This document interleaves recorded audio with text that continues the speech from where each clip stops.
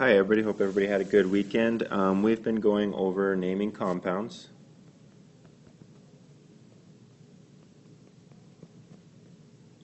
And we've hit a couple of the polyatomic anions. Let's review them really quickly so that we're all on the same page. We have our hydroxide, which was OH minus 1. Our nitrate, which was NO3 minus 1. Our carbonate, which was CO3 2 minus. And with this, it does not matter if you put minus 2 or 2 minus. So if you see me switching back and forth between that, don't worry about that. Chromate, CrO4 2 minus. Sulfate, SO4 2 minus, and phosphate, PO4 3 minus. Okay, those are the ones that we've gone over before. We're going to throw a couple more on top of those to remember. The easy ones, ooh, sorry, my voice cracked a little bit there. The easy ones are all the ones that end in 8, so your nitrate, carbonate, sulfate. If you take away one oxygen, you change it to an ite ending. Okay, so you have NO2, 1 minus, is nitrite. PO3, 2 minus, the charge changes there. So remember that about that, is phosphite. SO3, 2 minus, is sulfite. Okay, so memorize your 8s first, and then the ites are really easy. The other ones that we're gonna learn with today, HCO3 negative is bicarbonate.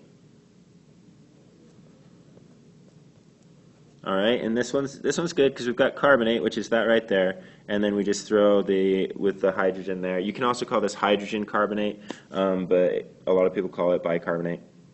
And CN, I think a lot of you have at least heard of this guy before, cyanide. And the last one is going to be ClO4 minus, is a perchlorate. And that's all the ones that we're going to learn. There are others, but those are the big ones that we're going to learn today. And today we're going to look at, well, let's review this really quick. So if I say that I have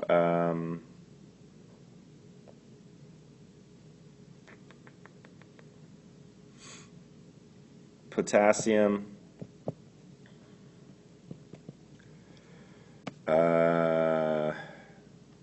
perchlorate. How do I write that out? Well, first I look at each individual part. Potassium is K. Perchlorate, we just said, was ClO4 minus. Okay, potassium's plus. So we're done with this one. The plus and the minus are both 1. So we're done. We're good. Okay. If we have lithium sulfate, okay, we have Li is lithium, SO4 is sulfate, lithium is plus 1, sulfate is 2 minus, so they are not the same number. I've got to get my lithium to be the same number. I'm going to put a 2 there, so it's Li2SO4. Okay, we're getting these charges up here to equal 0. All right. But what if you have, when we looked at our periodic table, and this is the rough sketch that I do so well, when we look at our periodic table, remember we skipped the D block and we said that it does all sorts of funky things charge-wise and that we would mess with it later. Today's later. Okay, we're going to look at that. The problem with the D block that makes it so interesting when we're trying to do that is you have iron, and he can be a 2+ or he can be a 3+.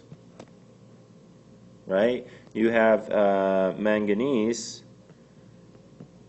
which can be a 1+, which can be a 2+, which can be a 3+, which can be a 4+, or a 4+, a 5+, a 6+, a 7+.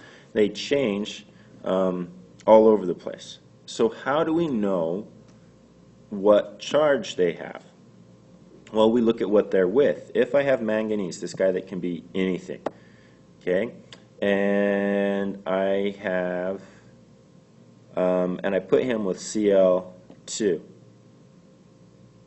okay, well, we know that chlorine is a -1 charge and that I have 2 chlorines, so my manganese has to be a +2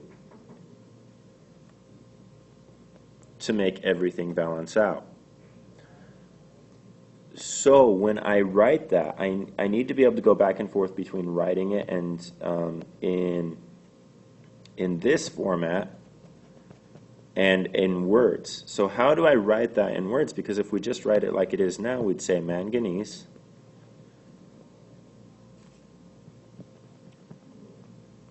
chloride, right? Well, that doesn't tell me how many chlorides I have. That doesn't tell me what charge the manganese has.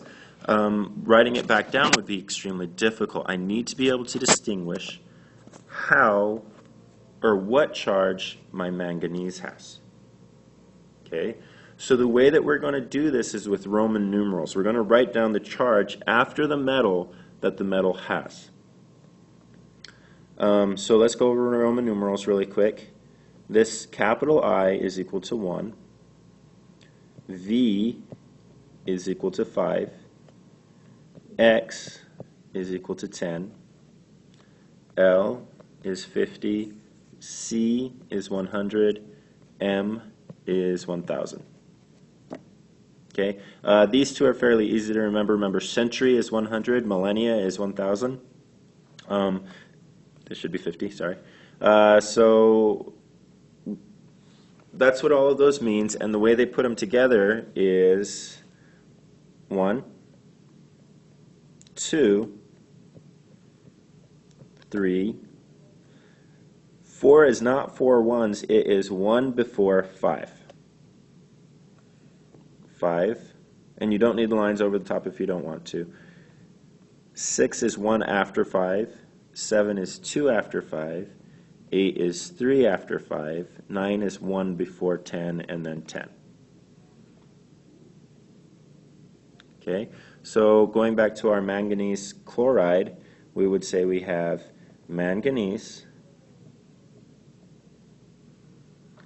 2 chloride.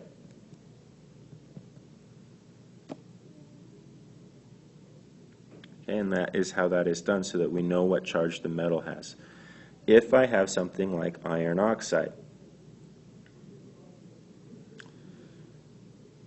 okay, iron can be 2 or 3. We're going to say that it's +3 right now. Oxygen is always -2. Kind of lowest common denominator, that means I'm going to need 2 irons and 3 oxygens to make this work. So when I write this name out, I'm going to say iron 3 oxide. Okay. The only time that this doesn't, that you don't need this Roman numeral, if you look back on your periodic table again. Let me get this. Okay. Your alkali metals, this first group, okay, is always +1. They never change. So that one does not need a Roman numeral. Your alkali earth is always +2. So that one does not need one. Okay, so this guy, they do not need one. Aluminum is always +3. Zinc is always +2. Silver is always +1. Okay, other than that, it is never wrong if you write the charge in. So if you write lithium 1 chloride, that is not wrong. You don't need the 1 in this case, but it is not wrong to do it. But it is wrong if you do need it and you don't put it in. So a good rule of thumb is always to put those in. All right? We will be back next time, and hopefully this makes sense.